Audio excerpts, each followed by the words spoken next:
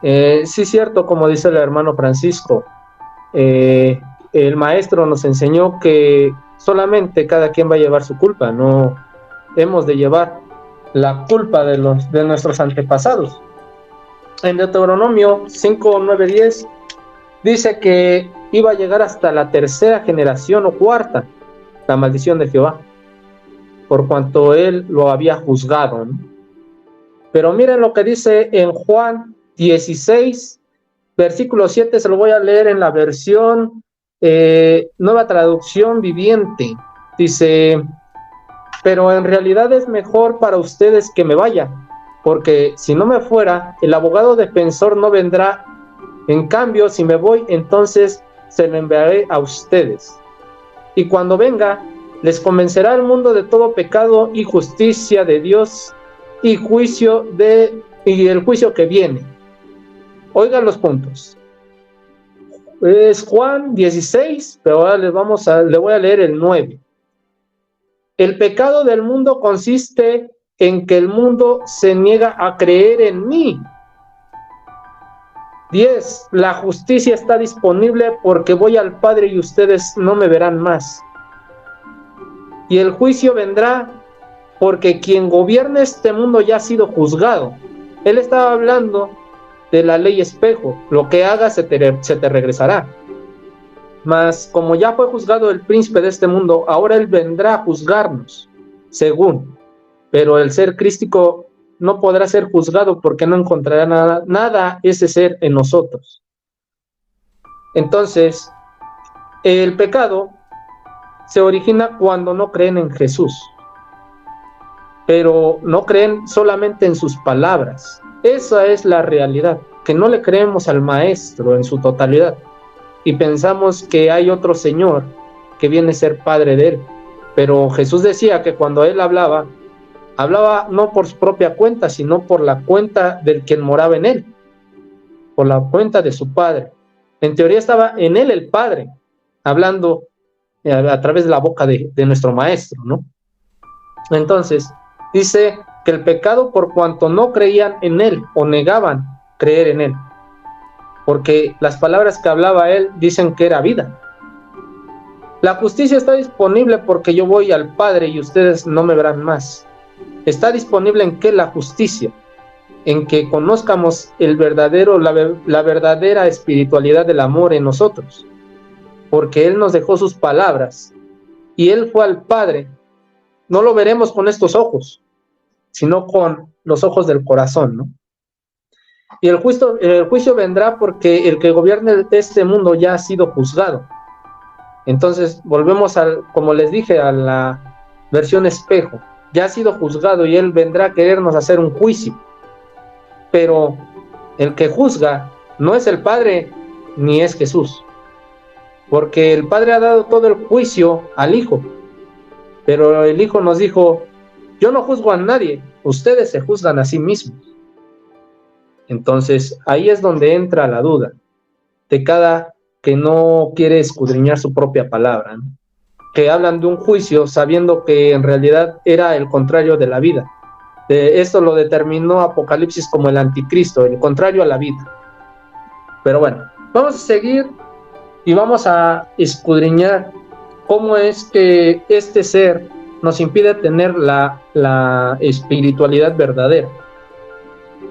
Para esto me voy a ir al libro de Mateo. Al libro de Mateo en el capítulo 7, versículo 11. Dice más o menos así: pues ustedes que son malos dan buenas cosas a sus hijos, ¿cuánto más el Padre que está en los cielos les dará cosas buenas a quien se los pida?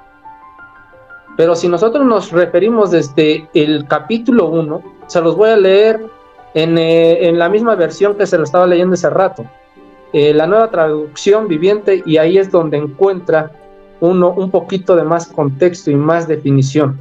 Dice: no juzguen a los demás y no serán juzgados, pues serán tratados de la misma forma que traten a los demás. El criterio que usen para juzgar a otros, el criterio con el que se les juzgará a ustedes. ¿Y por qué te preocupas de la astilla del ojo de tu amigo? cuando tú tienes un tronco en el tuyo? ¿Cómo puedes pensar en decirle a tu amigo, déjame ayudarte en sacar la astilla de tu ojo, cuando tú no puedes ver más allá del tronco que está en el ojo propio? Hipócrita. Primero quita el tronco de tu ojo y después verás lo suficientemente bien para preocuparte de la astilla del ojo de tu amigo. No desprecies lo santo en gente que no es santa. No arrojes las perlas a los cerdos. Las pisotearán las perlas y luego te darán vuelta y te atacarán. Dice el 7, sigue pidiendo y recibirás lo que pides. Sigue buscando y encontrarás. Sigue llamando y la puerta se te abrirá. Pues todo el que pide recibe. Todo el que busca encuentra, y todo el que llama se le abrirá la puerta. Entonces dice el 9, ustedes que son padres, si sus hijos le piden un pedazo de pan, ¿acaso les darán una piedra en su lugar? O si piden pescado y le dan una serpiente, claro que no. Así pues, si ustedes, gente mala, saben dar buenos regalos a sus hijos, ¿cuánto más el Padre Celestial dará buenos regalos a quien se los pida? Entonces, aquí en las palabras del maestro encontramos amor puro, amor benigno, porque las palabras salían del corazón del maestro para con los que le rodeaban.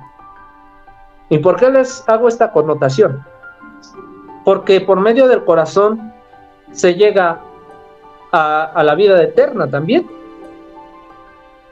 Y entonces, ¿cómo dice que este ser nos va a dar la vida eterna si él ni en primera nunca ha hablado de la vida eterna, más que para prohibirla? En el Génesis, cuando estaban en el Edén, habían dos árboles y había uno que comieron y el otro que dejaron a un lado y no pudieron comer porque Adán y Eva fueron expulsados. Y este era el árbol de la vida. Y el árbol de la vida consiste en el amor y en la verdad. Y eso lo encuentran en su corazón. Pero es necesario citar Jeremías, capítulo 17, en el versículo 9 y 10, para que entiendamos quién es el que te prohíbe el de la vida. Y dice así, se los voy a leer en Reina Valera. El corazón es el más engañoso de todas las cosas y perverso. ¿Quién lo conocerá? Yo, Jehová, que escudriño la mente y pruebo el corazón para dar a cada uno según su camino y según su fruto, el fruto de sus obras. Este ser nada más quiere juzgar y aparte te dice que el corazón es engañoso y que no confíes en él. Pero el maestro te vino a decir que ames a tu hermano, a tu enemigo y que ames a tu prójimo. Y eso sale de tu corazón. Confía más en tu corazón que en un Dios, porque el Padre te lo está proveyendo. Y eso es lo que nunca se ha podido apagar, el amor en la tierra. Entonces, ¿cómo digo yo que esto del amor es la luz del mundo? Pues vámonos a Juan, capítulo 1, versículo, les los voy a leer desde el 1, para que comprendamos. Dice, en el principio era el verbo, y el verbo era Dios, y el verbo estaba con Dios. Este era en el principio con Dios. Todas las cosas por él fueron hechas, y sin él nada de lo que fue hecho, fue hecho. En él estaba la vida, y la vida era la luz de los hombres. ¿Y cuál era la luz de los hombres? Porque después dice, la luz en las tinieblas resplandece y las tinieblas no prevalecieron contra ella. En la versión que estaba leyendo anteriormente, en el versículo 5 de Juan 1, versículo 5 dice así, y la luz brilla en la oscuridad y la oscuridad jamás podría apagarla o podrá apagarla. Entonces encontramos aquí algo escondido, porque la luz jamás se podrá apagar. Pero ¿cuál es la luz? Según las escrituras, ¿cuál es la luz? Entonces, dice que después la luz vivió entre los hombres. Pero antes no existía luz, porque entonces dice la Escritura que la luz estaba en los hombres, nada más no estaba bien definida, estaba entre tinieblas, pero la luz pura vino después, y eso lo encontramos en el mismo Juan, en el libro de Juan, versículo 8, en el capítulo 8, versículo 12, en donde las palabras del maestro nos reflejan algo muy importante, y dice: Jesús dirigió otra vez a la gente diciendo: yo soy la luz del mundo, el que en mí me sigue tendrá luz que le da la vida, y nunca andará en la oscuridad. Mejor lo leo en Reina Valera. Otra vez Jesús les habló diciendo: yo soy la luz del mundo, y el que me sigue no andará en tinieblas, sino que tendrá la luz de la vida. El maestro era la luz pura reflejada en un ser humano. Pero hubo otro pasaje en donde el maestro necesariamente no nada más atribuyó todo eso, y nos dio posesión de la luz también. Para esto me tengo que ir al libro de Mateo, en el capítulo 5, versículo 11 al 16. Dice más o menos así. Se las voy a leer en Reina Valera porque en la otra versión no lo he leído mucho. Dice: bienaventurados sois cuando por mi causa os vituperen y os persigan, y digan toda clase de mal contra vosotros mintiendo. Se los voy a leer en la versión de anterior, en la Nueva Traducción Viviente.